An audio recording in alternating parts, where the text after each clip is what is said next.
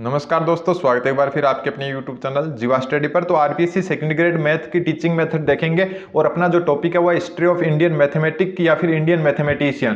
ठीक, और पिछली बार जो क्वेश्चन आया था 2022 वाले में, वो भी मेरे पास जो 2 पेज के नोट्स हैं उन्हीं में से जो क्वेश्चन आया था। और मैं आपको ये एक पूरी class history of Indian mathematician की कराऊंगा, जिसमें आपका जो क्वेश्चन आएगा वो 100% इस टॉपिक से कोई क्वेश्चन आएगा तो कवर हो जाएगा। ठीक है, तो चलो स्टार्ट करते हैं। आप अच्छे से सपोर्ट करोगे तो इस सीरीज को और आगे बढ़ाएंगे। तो सबसे पहले हम बात करते हैं आर्यभट्ट प्रथम की। ठीक है, आर्यभट्ट प्रथम।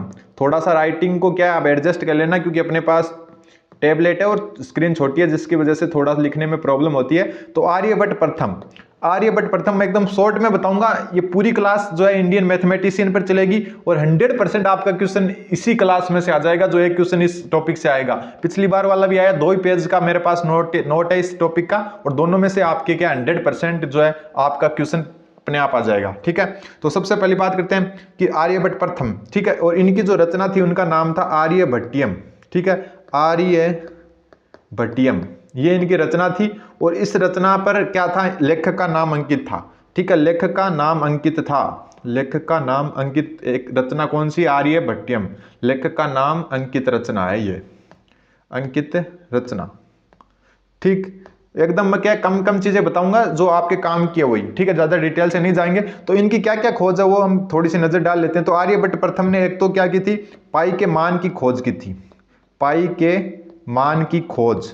अभी इस बार जो शून्य की खोज से रिलेटेड क्वेश्चन पूछा था वो इसी नोट से आया था। सिर्फ 2 पेज के नोट्स हैं, जिसमें आपको हिस्ट्री ऑफ इंडियन मैथमेटिशियन पूरे हो जाएंगे। ठीक है, तो पाई की खोज किसने की थी, आर्यभट्ट प्रथम ने। शून्य जो है वो किसकी देन है, आर्यभट्ट प्रथम की देन है। शून्य किसकी देन है, आर्यभट्ट प्रथम की देन है। ठीक, फिर है वर्गमूल और घनमूल ज्ञात करने की पद्धतियां। ठीक है, एक क्या थी, आप स्क्रीनशॉट ले लेना बाद में, वर्गमूल व घनमूल ज्ञात करने की विधियां। घनमूल, थोड़े से राइटिंग को एडजस्ट कर लेना आप। ज्ञात करने की विधियां भी किसने दी थी, आर्यभट्ट प्रथम ने दी थी। ठीक, तो आर्यभट्ट प्रथम के बारे में देख लिया। फिर दशमलव पद्धति की खोज किसने की थी, तो आर्यभट्ट प्रथम ने की थी। थोड़ा ऊपर लिख देता हूं, थोड़ा जगह कम होने के कारण। दशमलव पद्धति की खोज, दशमलव पद्धति की खोज, तो दशमलव पद्धति की खोज भी किसने की थी, आर्यभट्ट प्रथम ने की थी। तो ये इतनी ही चीज आपको आर्यभट्ट के बारे में ध्यान रखनी है। एक बार फिर मैं आपको क्लियर कर देता हूं कि आर्यभट्ट प्रथम के बारे में सबसे पहले तो आर्यभट्ट प्रथम ने क्या की थी, दशमलव पद्धति की खोज की थी। ठीक है, आर्यभट्टियम नामक ग्रंथ इनका ही है, जिस पर लेखक का नाम अंकित है। ठीक है, दूसरी बात है कि इन्होंने क्या की थी, पाई के मान की क्या की थी, खोज की थी। शून्य की खोज भी किसी की देन है, आर्यभट्ट प्रथम की। वर्गमूल व घनमूल ज्ञात करने की विधियां भी किसकी है, आर्यभट्ट प्रथम की है। मैंने ये 2 जो है पेज पढ़े थे, और इसमें से ही एक क्वेश्चन जो शून्य वाला क्वेश्चन आया था ब्रह्मगुप्त वाला और भास्कराचार्य में, जिसमें कंफ्यूजन चला था, वो क्वेश्चन इसी में से आया था। ठीक है, 2 ही पेज के नोट्स हैं और इस पूरी क्लास में मैं आपको कवर करवा दूंगा। आप अच्छे से सपोर्ट करोगे तो अगली क्लास भी हम टीचिंग मेथड की लाएंगे। ठीक है, तो आर्यभट्ट प्रथम के बारे में ध्यान रखना कि दशमलव पद्धति की खोज किसने की, तो आर्यभट्ट प्रथम ने की। ठीक है, पाई के मान की खोज किसने की, तो आर्यभट्ट प्रथम ने की। शून्य की जो खोज किसने की, या फिर शून्य किसकी देन है, आर्यभट्ट प्रथम का। और वर्गमूल और घनमूल ज्ञात करने की विधियां भी किसकी है, आर्यभट्ट प्रथम की है। और आर्यभट्टियम नामक ग्रंथ है वो इन्हीं का है, और इस पर लेखक का नाम क्या है, अंकित है। ठीक, इतना आपके समझ में आ गया होगा। अब अगला जो है अपना वो है ब्रह्मगुप्त। ठीक है, ब्रह्मगुप्त, ब्रह्मगुप्त। तो ब्रह्मगुप्त के बारे में थोड़ा सा दे देते हैं। इन्होंने क्या शून्य की परिभाषा दी थी, ये थोड़ा सा ध्यान रखना। शून्य की परिभाषा, शून्य की देन, शून्य की खोज या शून्य किसकी देन है, वो है आर्यभट्ट प्रथम की। लेकिन जो शून्य की परिभाषा है वो किसने दी थी, ब्रह्मगुप्त ने दी थी। इसके अलावा इन्होंने दिया था चक्रीय चतुर्भुज का क्षेत्रफल, चक्रीय चतुर्भुज का क्षेत्रफल का जो फॉर्मूला वो भी इन्हीं की देन है, चक्रीय चतुर्भुज का क्षेत्रफल।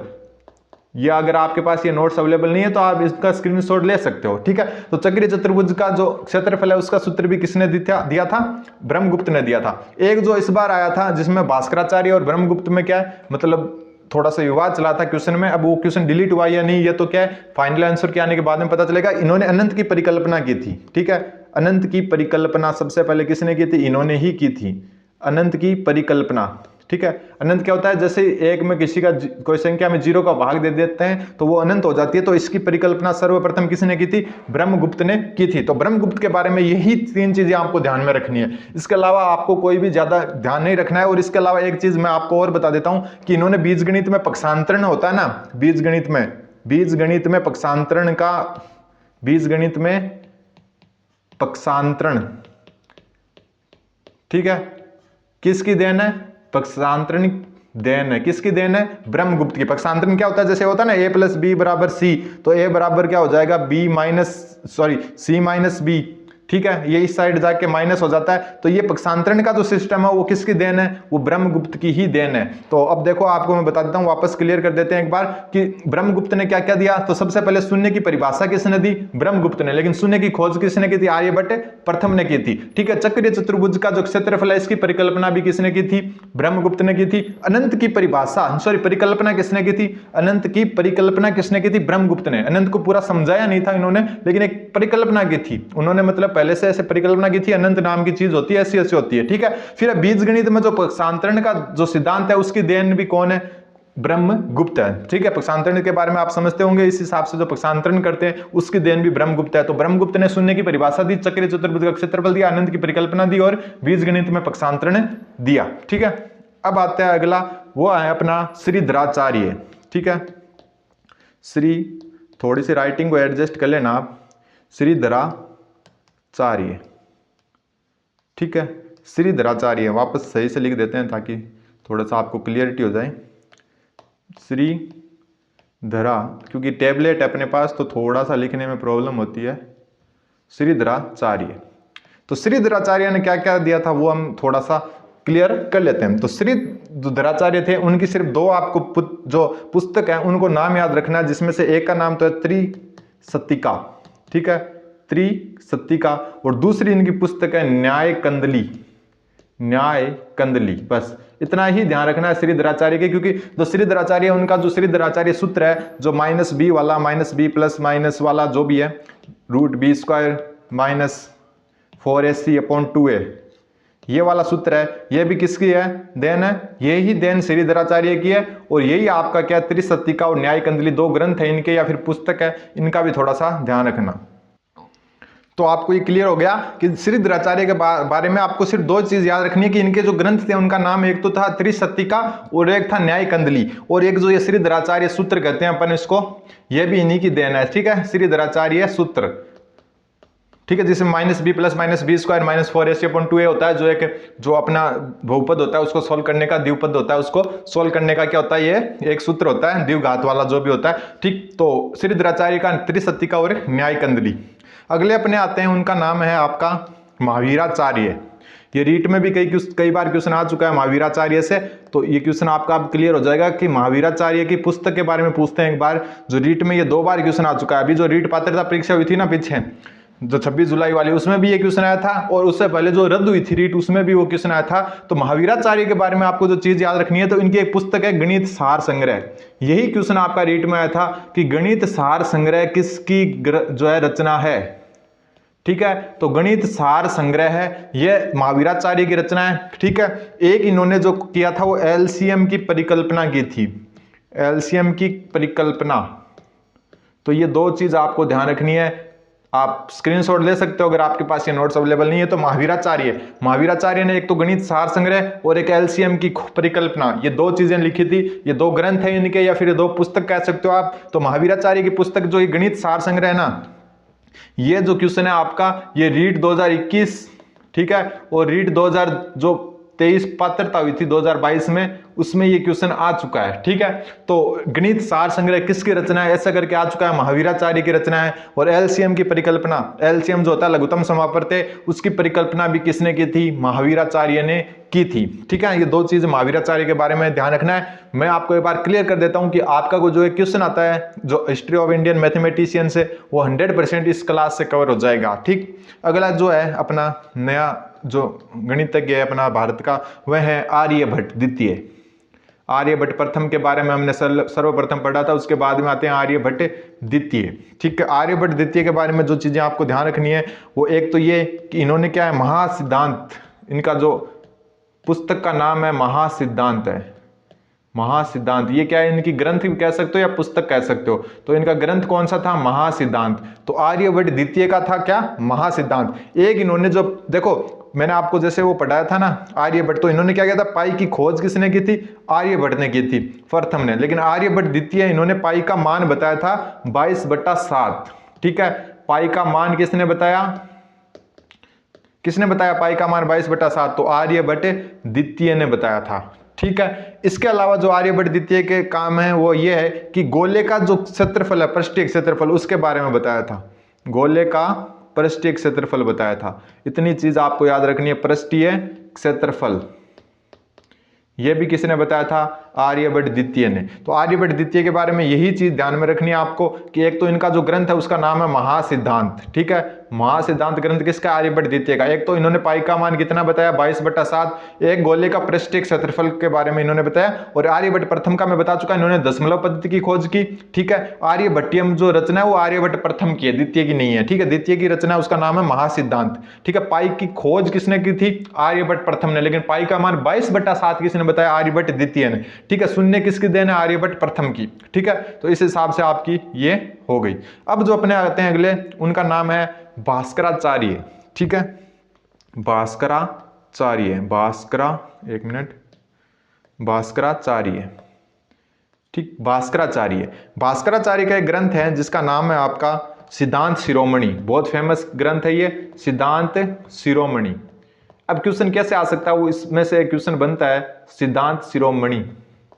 ठीक है, सिद्धांत शिरोमणि ग्रंथ है, इसके 4 भाग हैं। ठीक है, इसके कितने भाग हैं, 4 भाग हैं। 4 में से पहला भाग है उसका नाम है लीलावती गणित। लीलावती जो अपनी पुत्री है लीलावती, उसके नाम पर था लीलावती गणित। ठीक है, दूसरा इसका भाग है उसका नाम है गोलाध्याय, गोलाध्याय। ठीक है, तीसरा जो इसका भाग है उसका नाम है बीज गणित, बीज गणित। चौथा जो इसका भाग है उसका नाम है आपका ग्रह गणित। तो अब देखो क्वेश्चन यहां से ऐसा बन सकता है, कई मॉडल पेपर में आता भी यही है कि निम्नलिखित में से कौन सी जो है सिद्धांत शिरोमणि का भाग नहीं है, फिर भास्कराचार्य द्वारा रचित नहीं है। तो उसमें से आप देख लेना, कोई मान लो कि 3 ऑप्शन तो इसमें से दे दे और एक ऑप्शन ये आपको दे दे महासिद्धांत। तो महासिद्धांत उल्टा हो जाएगा क्योंकि महासिद्धांत आपकी आर्यभट्ट प्रथम की रचना है। तो भास्कराचार्य के बारे में इतनी बात तो आपको ध्यान रखनी है कि एक तो इनका सिद्धांत शिरोमणि ग्रंथ था जिसके 4 भाग थे। कितने भाग थे, 4 भाग। 4 भाग कौन कौन से थे, एक तो लीलावती गणित, एक गोलाध्याय, एक बीज गणित और एक आपकी है ग्रह गणित। ठीक है, इसके अलावा इनकी एक और थी जिसमें ये इन्होंने क्या है, धारणीय शक्ति, धारणीय शक्ति या फिर हम कह सकते हैं धारणिकात्मक शक्ति। ये एक इनकी धारणिकात्मक शक्ति, गुरुत्वाकर्षण से रिलेटेड एक बुक थी इनकी जिसका नाम था धारणिकात्मक शक्ति। ठीक है, ये भास्कराचार्य ने रखा था। और भास्कराचार्य की बात करें तो इन्होंने क्रमचय और संचय जो परम्यूटेशन कॉम्बिनेशन होते हैं उनका भी क्या है, किसने बताया था, क्रमचय संचय का, क्रमचय व संचय किसकी देन है, क्रमचय और संचय जिन्हें हम परम्यूटेशन कॉम्बिनेशन कहते हैं, किसकी देन है, भास्कराचार्य की देन है। इसके अलावा जो एक लास्ट होता है वो है अवकलन स्थिरांक, अवकलन स्थिरांक, अवकलन स्थिरांक, यह भी किसकी देन है, भास्कराचार्य की देन है। तो भास्कराचार्य इंपॉर्टेंट होते हैं, इस बार क्वेश्चन आया था वो भी भास्कराचार्य से आया था। तो सिद्धांत शिरोमणि ग्रंथ है वो भास्कराचार्य का है। और सिद्धांत शिरोमणि के कितने भाग हैं, 4 भाग। एक तो आपकी लीलावती गणित, एक गोलाध्याय, एक बीज गणित और एक ग्रह गणित। ठीक है, इसके अलावा जो भास्कराचार्य ने धारणिकात्मक शक्ति नाम से एक बुक लिखी थी या ग्रंथ लिखा था जो क्या है, गुरुत्वाकर्षण पर क्या है, मतलब गुरुत्वाकर्षण के बारे में बताता है। फिर एक परम्यूटेशन एंड कॉम्बिनेशन जो है क्रमचय और संचय, उसके बारे में किसने बताया, भास्कराचार्य ने बताया। ठीक है, इसके अलावा अवकलन स्थिरांक भी किसकी देन है, भास्कराचार्य की देन है। ठीक है, अगले अपने जो आते हैं वो हैं नारायण पंडित, नारायण पंडित। यहां से एक क्वेश्चन आता है। ठीक है, कहीं से भी आ सकता है, आर्यभट्ट से भी आ सकता है, भास्कराचार्य से भी आ सकता है। ठीक है, तो नारायण पंडित के बारे में सिर्फ और सिर्फ एक चीज आपको ध्यान रखनी है कि इनका जो एक ग्रंथ था उसका नाम था गणित कौमुदी। ठीक है, गणित कौमुदी, इतना ही ध्यान रखना आपको नारायण पंडित के बारे में। नारायण पंडित का ग्रंथ का नाम क्या था, गणित कौमुदी, गणित कौमुदी। ठीक है, अगले जो बात आती है वो आती है अपनी जो स्वामी रामकृष्ण तीर्थ, ठीक है, स्वामी भारती कृष्ण तीर्थ, सॉरी, ठीक है, स्वामी भारती कृष्ण तीर्थ। ठीक है, नाम थोड़ा सा बड़ा है, थोड़ा सा ध्यान रखना आप। ठीक है, इनके बारे में मैं बता देता हूँ कि इनकी जो है एक जो फेमस रचना थी वो थी वैदिक गणित। जो अपन वैदिक गणित जो आपके एनसीईआरटी के अलावा जैसे राजस्थान बोर्ड की आरबीएससी की बुक चलती थी ना पहले, तो उनका जो पहला अध्याय होता था वो वैदिक गणित होता था। तो वो वैदिक गणित किसकी देन है? तो वैदिक गणित देन है स्वामी भारती कृष्ण तीर्थ की। ठीक है, और इसमें क्या है, वैदिक गणित में 16 सूत्र और 13 उपसूत्र है। 16 सूत्र व 13 उपसूत्र। ये रचना 16 सूत्र और 13 उपसूत्रों पर निर्धारित है। आप क्या चैनल जीवा स्टडी को सब्सक्राइब कर सकते हैं, सिर्फ और सिर्फ मैथ के स्टूडेंट के लिए चैनल है, तो आप सब्सक्राइब जरूर करें। तो स्वामी रामकृष्ण तीर्थ, ठीक है, स्वामी भारती कृष्ण तीर्थ सॉरी, उनकी जो रचना थी, प्रसिद्ध रचना है वैदिक गणित, जिसमें 16 तो सूत्र हैं और 13 उपसूत्र थे। ठीक है, इनके बारे में आपको इतना ही ध्यान रखना है। अब जो अपनी आती है लास्ट और फाइनल अपने, वो है श्रीनिवासन रामानुजन। ठीक है, श्रीनिवासन रामानुजन, जिनको आप सब जानते हो। ठीक है, इनका भी योगदान अच्छा है अपने जो भारतीय गणितज्ञ उनमें। तो श्रीनिवासन रामानुजन, इनकी रचनाओं के बारे में बताते हैं। सबसे पहले इन्होंने क्या है, रामानुजन संख्या दी थी, रामानुजन संख्या। ठीक है, रामानुजन संख्या क्या होती है? रामानुजन संख्या होती है 1729। 1729 क्या होती है? रामानुजन संख्या है। ठीक है, उसके बाद में जो होती है जादुई वर्ग, जो शॉर्ट ट्रिक होती है वर्ग ज्ञात करने की, जिनको जादुई वर्ग कहते हैं, वो भी किसकी देन है? वो भी जो है श्रीनिवासन रामानुजन की क्या है? देन है। फिर है कि शून्य से शून्य का भाग देने पर अनिर्धारीय रूप आता है। शून्य से भाग देने पर अनिर्धारीय रूप, ये कल्पना भी किसकी है? रामानुजन की है। निर्धारीय, अनिर्धारीय और अनंत में अंतर होता है, ध्यान रखना है। निर्धारीय रूप, अनिर्धारीय होता है कि निर्धारित नहीं है। फिर जैसे देखो ए में 0 का भाग दिया, ये तो अनंत हो गया, लेकिन 0 में 0 का भाग देते हैं ना, तो क्या 1 आएगा, अनंत आएगा, क्या आएगा? तो ये निर्धारीय नहीं है, तो इसलिए ये क्या हो गया? अनिर्धारीय रूप हो गया। तो अनिर्धारीय रूप की परिकल्पना किसने की थी? श्रीनिवासन रामानुजन ने की थी। रामानुजन संख्या, जिसको क्या कहते हैं? 1729, इसको रामानुजन संख्या कहते हैं। और एक जादुई वर्ग, इन 3 चीजों की खोज किसने की थी? रामानुजन ने की थी। ठीक है, इसके अलावा जो है मोक थीटा फंक्शन के बारे में भी रामानुजन ने बताया था। मोक थीटा फंक्शन, यह भी किसने बताया था? रामानुजन ने बताया था, मोक थीटा फंक्शन। ठीक है, इन्हीं जो है 22 दिसंबर, इन्हीं के जन्म दिवस पर 22 दिसंबर को क्या मनाया जाता है?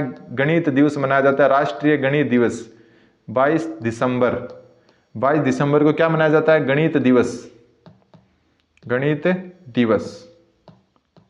ठीक है, और इनका जन्म हुआ था 1887 में। 22 दिसंबर 1887 को जन्म हुआ था। और इन्हीं के जो जन्मदिन पर क्या मनाया जाता है? गणित दिवस मनाया जाता है। ये क्या है? राष्ट्रीय गणित दिवस है, ध्यान रखना। ये क्या है? राष्ट्रीय गणित जो है भारत बनाता है इसको, लेकिन हम इंटरनेशनल मैथ डे की बात करें, इंटरनेशनल मैथ डे, ये आप थोड़ा सा याद रख लें, इतना इंपॉर्टेंट नहीं है। मैथ्स डे, तो इंटरनेशनल मैथ्स डे आता है आपका 14 मार्च को। ठीक है, 14 मार्च को आता है। तो ये अपनी था, एक टॉपिक था जिसका हमने पूरा ध्यान देख लिया। तो आप इससे 100% आपका क्वेश्चन रिपीट जो है मतलब आने के पूरे चांस हैं। आगे हम इस सीरीज को और कंटिन्यू करेंगे। अगर आपका अच्छा सपोर्ट रहा तो धन्यवाद।